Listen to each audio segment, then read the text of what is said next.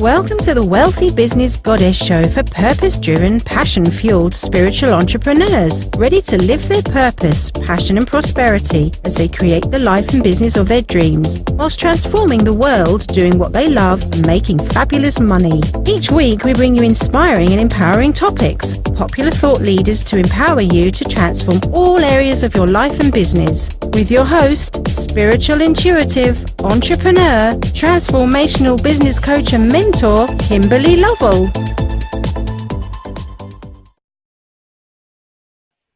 Hi, sweethearts. It's Kimberly Lovell here, host of the Wealthy Business Goddess Show, and I'm super excited to share with you a wonderful guest today. We've got Michelle Pariza-Wachek, and she's a best-selling author of the Love-Based Business series of books that share how to sell more with love and build a solid and profitable business on a foundation of love.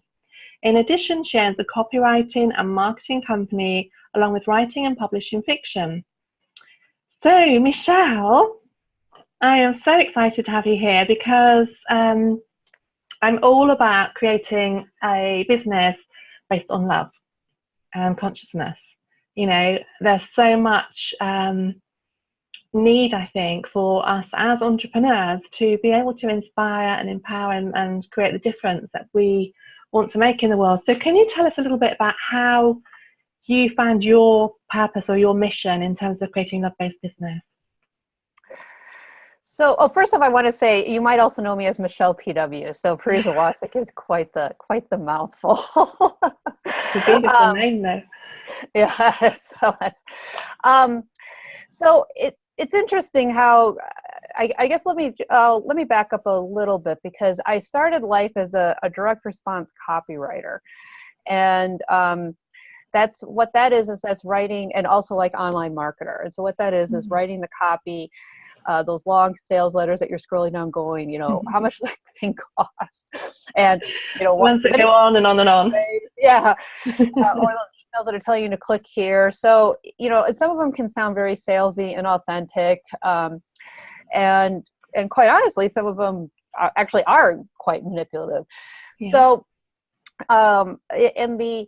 you know, I learned, you know, like it was in the early 2000s. I've been doing this for a long time. You know, I really wanted to hone my craft. So I learned from some of the great traditional direct response copywriters.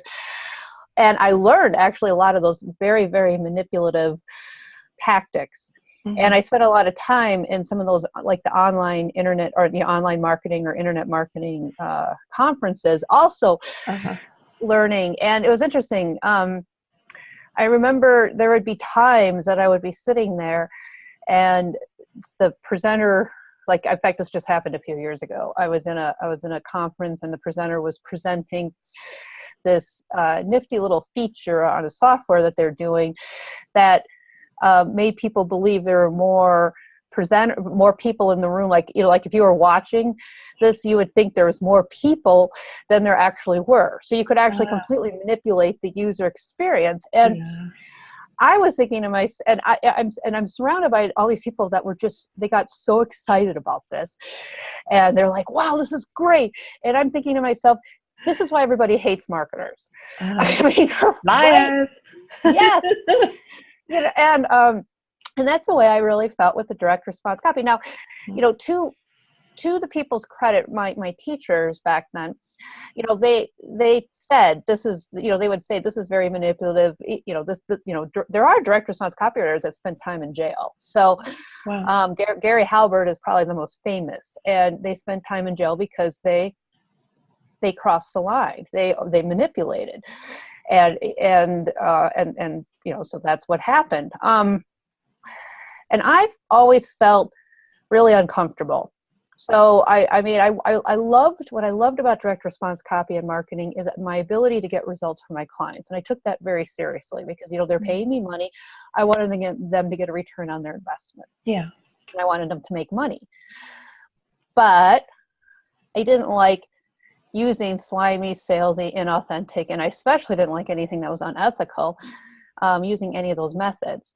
So at the same time that I was kind of learning about this, there's kind of a rise, because it was like during the kind of the early stages of the internet marketing how that all the businesses, the internet businesses were growing, and a lot of coaches and a lot of women were coming into the market, because traditionally women hadn't been in business very much because there was such a high barrier to entry. They had to get like a brick and mortar place and all this other stuff. So all these women came in, and I think that was part of it, was the women were also adding that, that kind of like, we don't like that. And so they came to me and wanted me to come up with a different way of writing copy that wasn't so salesy and authentic. And I remember it took me a long time before the love-based, the love-based philosophy came to me. But I was really resistant for a while, because I always felt like, marketing doesn't have to be like that. Copy didn't have to be that. I couldn't articulate it back then, but I knew it didn't have to be that way. Yeah. So so basically in 2014, my friend came out with a book, Susan Liddy, Love-Based Marketing. And I looked at it and I thought, love-based marketing, love-based copy. I said, what would be the opposite of love-based copy? That would be fear-based copy. And that's when the whole philosophy downloaded into me, because I realized that what was happening was traditional direct response copy. Why it feels so yucky is because it is tapping into fear-based emotions. If you want to persuade people to do anything, it doesn't matter what it is. If you want to persuade them to take action, you have to tap into emotions. And you can tap to love emotions or fear emotions. And it doesn't matter if you want to get your kids to go to bed at a certain hour. I'm not just talking about like, making money. We're all motivated by our emotions, aren't we? It's kind of like a human thing. Yeah. So that's really what that's really what the whole direct response copy, where it came from, and why I really now am teaching how to like sell with love and how to really build a business on love. Yeah, I love that. And I think, a lot of the women that I work with are call themselves spiritual entrepreneurs, healers, therapists, coaches. And it is really difficult when you start out. I mean, I've been in business for a number of years now, and I'm not saying I've got the best copy in the world. I think it's an art that evolves, right? But certainly I know that it's changed over the years. And I think for a lot of spiritual entrepreneurs and women, when they start out trying to create copy, it's kind of like, how do you do it? So can you talk to more about this love-based copy and how we can be more authentic with our copy? So a big thing is, I feel like is first of all, don't lie. So I think I think we could just start. I think we can just start here, but so I'm going to say that, and this is one of those things that actually sounds a little bit easier than it is. So, because I think we all would agree, we shouldn't lie. So that feels like a no-brainer, but if it feels like no-brainer, then why does it happen so much? And it's because we slip into scarcity. So here's the thing. I want all of you out there, because I think I suspect that even the most conscious among us, and have slipped into fear-based marketing or copy at some point. Sure. And so let's just forgive ourselves, and let's also know that it's entirely possible, because we're human, we might slip into it again. So it is okay. So let's start there. Can we define this fear-based copy? Because I guess what's coming up for me, which is really interesting, is like I've read a bit around copywriting, but and we were talking about having these emotions, and that our emotions motivate us. So often we are driven and motivated either by fear or by pleasure. By what? I'm sorry? By pleasure, love. Yes. Yeah? Yes. So can you kind of just put that in context? Sure. So that, and that's the thing. I mean, we have to go where the people are. And so it's true that we're either, it's not so much fear, it's pain. Yeah. So what it is that we're either moving away from pain or moving towards pleasure. Yeah. And moving away from pain is the stronger impulse. Yeah. So I think we just need to acknowledge, some realities. I mean, us trying to pretend that something isn't true isn't going to, it's not going to help anybody. And So here's the thing about pain. I don't put pain in the same category as I put fear, because I do believe that pain is actually a part of life, and it's actually a part of the love base, because, there are people who are born and can't feel pain. They can't feel physical pain. Yeah. Well, there's something wrong with their nerve endings. And they tend to not live very long. The reason why they don't live very long is because their body can't tell them that there's a problem. Yeah. So our pain is our body's way of of alerting us. It's our alarm system. Pain helps us grow emotionally. It helps us grow spiritually. Pain is it's powerful. And the thing is that what fear-based copy and marketing tend to do is it turns pain into suffering. And by suffering, because what it does is agitates the pain. I mean, that's actually even something that they teach. It's agitating the pain. Yeah. But you don't have to agitate the pain. You can simply just respectfully acknowledge the pain, because quite honestly, your ideal clients are in pain. They are in pain right now. Yeah. There's no getting around. They can agitate it for themselves, right? Exactly. And and all you need to do is respectfully acknowledge it. Because to not respectfully acknowledge their pain, it's just the same like when you go to a doctor and a doctor says, I can't find anything wrong with you. You it's all in your head. I mean, that's very disempowering. So I don't think there's a problem. And like I said, people move away from pain. They're looking for your services because they are in pain. Yeah. That's just reality. So let's just acknowledge you respectfully doing that without agitating it. Yeah. I love that. I love that you've clarified that, because I think that's, I know that's been something that I'm always looking at, kind of like from pain to the pleasure. That's usually what we're wanting, and, how to kind of do that in a respectful way, as you say, without agitating it. But to me, pain is a lack of consciousness. Yeah. And so we've got something missing. It may be information, or it may be some kind of like emotional, mental processing. It's just consciousness, and so we need to shine the light on the pain so that we can acknowledge it, and we can bring more consciousness or more information to light. Well, yeah, that's the thing. I mean, pain is a cry for help. I mean, it's not anything to be ashamed of. It's not anything to stuff in the shadow. And that's kind of like what the whole, where I was going. You could write a book on shame and shadow, right? Exactly. And and that's kind of where I was going with some of the lying. What typically happens for people is they get so caught up in their own scarcity, like they're so afraid that they're not hitting their numbers, that the money's not coming in, they're not going to be able to pay their bills, that they slip into fear. So as much as you can, working on your mindset and your come from, and really, trusting, and this isn't easy to do, but really trusting and surrendering, it'll all work out, even if right now it doesn't, even if right now it looks, you can't figure it out. But as much as you can, kind of trusting and surrendering and moving through it. I love that. Yeah.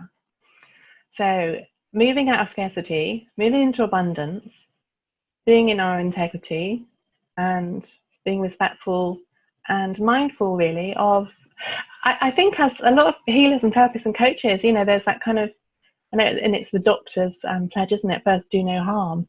So, why not apply that in terms of our marketing? Because for me, our marketing is an opportunity to inspire and to empower people. And what if we could actually transform people through our copy?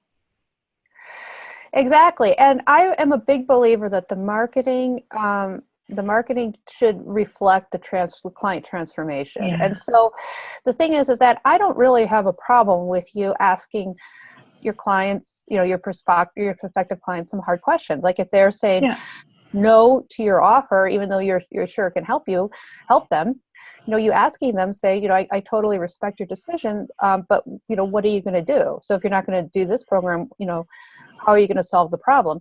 And then being quiet and letting them sit in it. Yeah. Because the thing is that they're the ones that need to, you holding space for them to sit in their discomfort, and for them to make a decision, even if they still choose not to go with you, but that's a gift. Yeah. And not doing it from a place of manipulating them but simply doing it as, they are in pain, you can help them. They're saying no, probably because of their fears. Yeah. So let them sit in their fears and let them sort out what they really want to do. It still might be a no, but let them figure it out. Yeah. I love that. And I think that applies, not just in, we're talking about copy, but that comes up within sales, right? With sales conversations. Yes. But it equally is, you can still create that space on the sales page for people, without having to agitate it and kind of get really aggressive in your marketing. And that's all the that problem. Yeah. scarcity and lack. And if you don't do this, then, you have and chasing them down and pursuing them. Yeah, exactly. It's like your cats are going to die if you don't do it. It's really bad. And that's the thing. And that's because and a lot of times when I'd like us all to feel compassionate, because the thing is that, when the people are doing that, they're doing it because they themselves are in a lot of fear and a lot of pain. Mm-hmm. So, I realize it's manipulative. I realize, especially depending on who it is. I realize there's certain, but either there's one or two things happening if people are doing that a lot. Either they're a sociopath and they just don't feel human emotions. And there are sociopaths who are attracted to the entrepreneurial world. So, but we should give them our compassion too, because they don't have the normal human emotions that help, guide us and help and work and live together as in communities, or they're in a great deal of fear. They're really caught. They're in a lot of pain because their fear-based emotions are just completely controlling them. So, if they're doing it unconsciously. If it's a conscious choice, and obviously that's a little bit different, but that's so, and you don't know looking in if it's a conscious choice or an unconscious choice. So if it's, and I think there's a lot of people out there that are doing this unconsciously because they just don't know, and they're in a lot of fear. So I think being compassionate is, I think we could all use a little compassion in this world today. For sure. Yeah. So I guess, so what comes up for me as you're talking about that is this whole thing around attachment and non-attachment as well. And Yes. And it feels in some ways as though we're talking about kind of like sales really, but a sales page is that. Copy is a sales page. It's kind of like our salesperson in lieu of that conversation, although sometimes it's as well as the conversation. But I think also what I see with a lot of women is a reluctance to actually own their gifts and abilities. And so sometimes they hold back with their copy and they don't think of all the benefits and how it can help people when they speak about other clients they've worked with. And so actually to write the copy and to kind of talk about the benefits, they put down some benefits, but they don't think about the wider benefits and how that impacts people's lives or their business or their money flows, that kind of. Yeah, they're not owning their value. I love this. I haven't actually talked about this angle, but this is, thank you for bringing it up, but this is true. And that's just another form of fear. Yeah. Because you're in fear because you don't want to own your value. It's like, oh, who am I to do this? Who am I to own this? And so, who am I? So, or like, I don't matter, or I have nothing of value, or, or having voices in your head from, people, in your childhood who told you that. Yeah. But yeah, I think that is another form of being caught up in your fear-based emotions, which is why, as much as you can, if your come from is truly in love and abundance, and abundance for all, you're going to be able. You will actually be able to talk about the value that you bring, because it is valuable, and the people do need it, and they need to understand it. If you don't communicate it, then how on earth can they even? How on earth do they even have the information to make a proper decision? Yeah, beautiful. Love that. So when we love ourselves, when we're in that place of abundance and we're actually recognizing our value and our worth and how we can contribute and help people, then how do we kind of begin to put that together? What would be some tips? So first, I'd love for you to get really clear on who your ideal client is. So again, the more, and especially now, this has always been, first of all, this has always been important. So I'm not teaching anything that hasn't been talked about, but especially now, as we've got more and more just, we're bombarded with more and more messages every day. If we are not specific enough, people will use because people only have a limited amount of time and attention, every day. So to really cut through that, they're going to need to know that you are specifically talking to them. So getting very specific and clear is I think one of the first steps. And then once you know who you're talking to, talk to them like you would a friend. And actually, especially if you struggle, if you are, if you're a woman, because it's usually women, but not always. But especially if you struggle to really own your value and like you said, share your clients' success stories and all that other stuff, I would encourage you to start by like writing a letter, like do it like a pretend game. Like, let's say you have a friend and your friend has really terrible back pain and your friend hates chiropractor, but you have an awesome chiropractor that you love.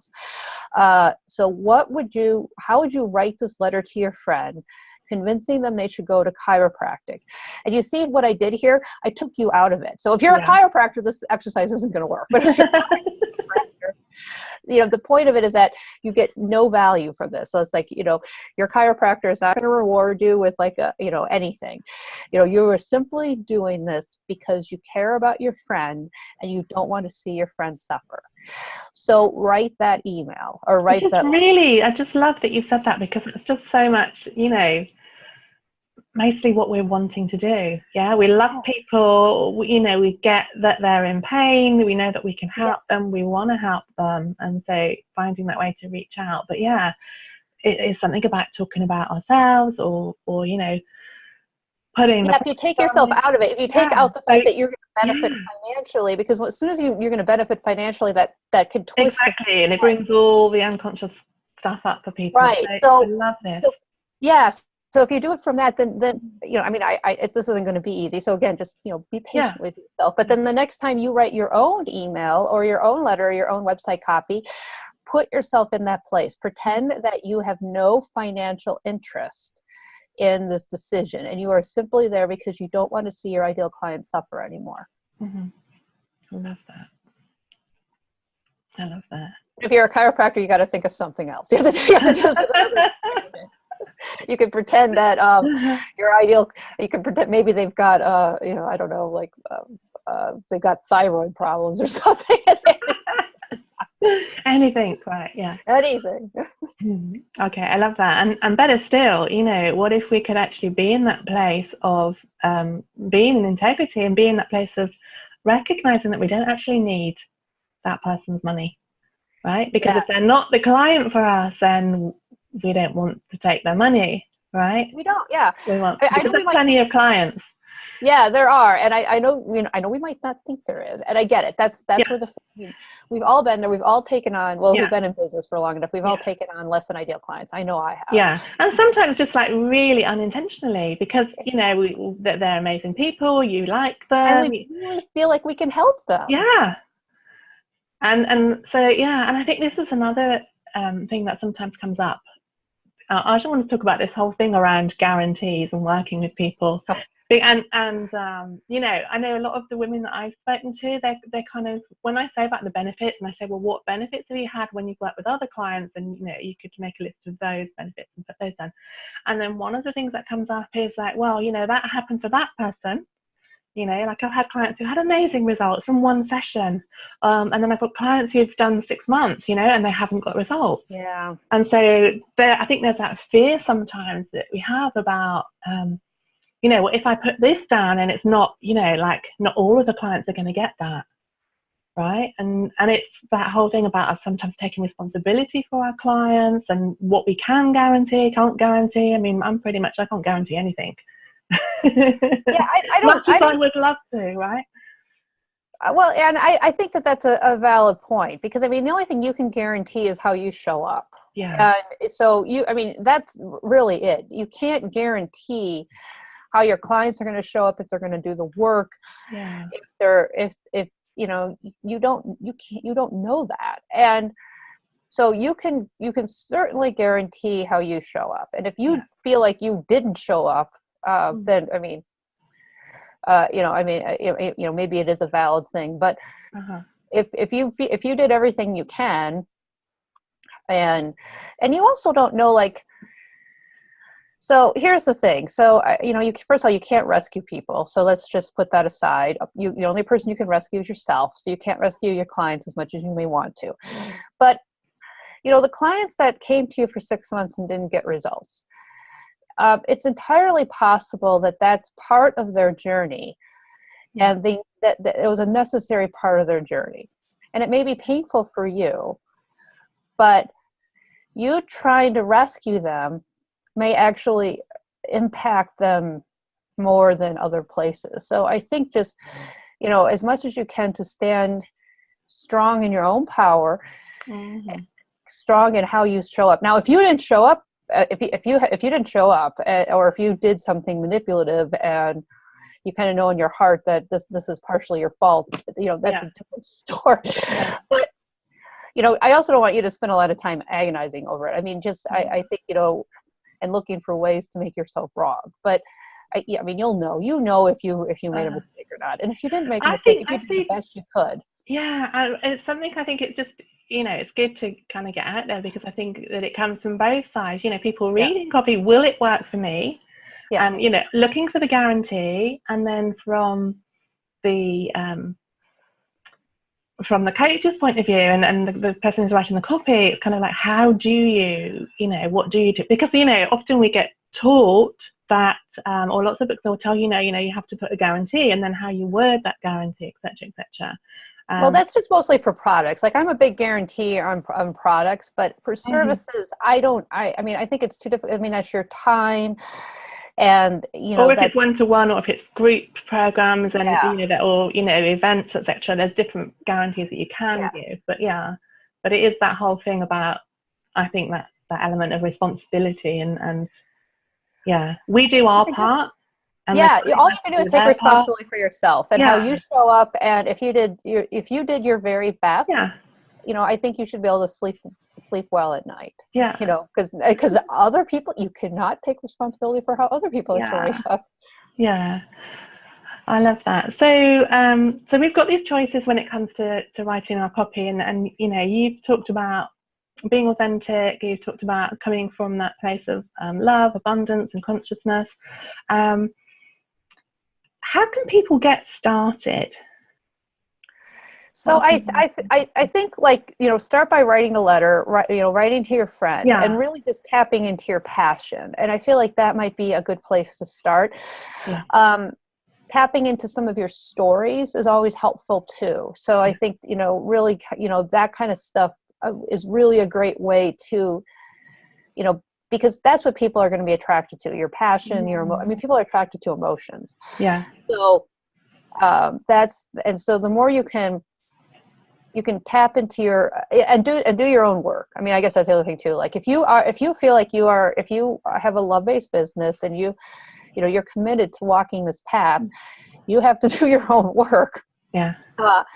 And welcome the range of human emotions that we have available to us. So I think also, being committed to doing your own work, committed to showing up as best as you can in the moment, and knowing that you might fall down, and that's okay. That's all part of the journey. And so, what's important is what happens after you fall down. Do you get back up, or do you, or do you not? Love that. Yeah. So I know you've got a book coming out, haven't you? A new book. You've got a few books. How many books have you written? So I've written quite a number. So I've got I have a love-based business series. So if you want to know more about copywriting, the first 2 books are about love-based copywriting. And then I have love-based online marketing. And then I realized that for people, because mindset is so important, and I do believe that's something we need to work on, I have love-based money and mindset. And the reason why I also did money is because, I feel like, if you're making money, it's, it might be it might take some of the pressure off as you do the mindset work. So it's and if you want to make money, you need to do the mindset work. Exactly. So those two kind of are really linked. Yeah. And now big on money mindset stuff. Yeah. Yes.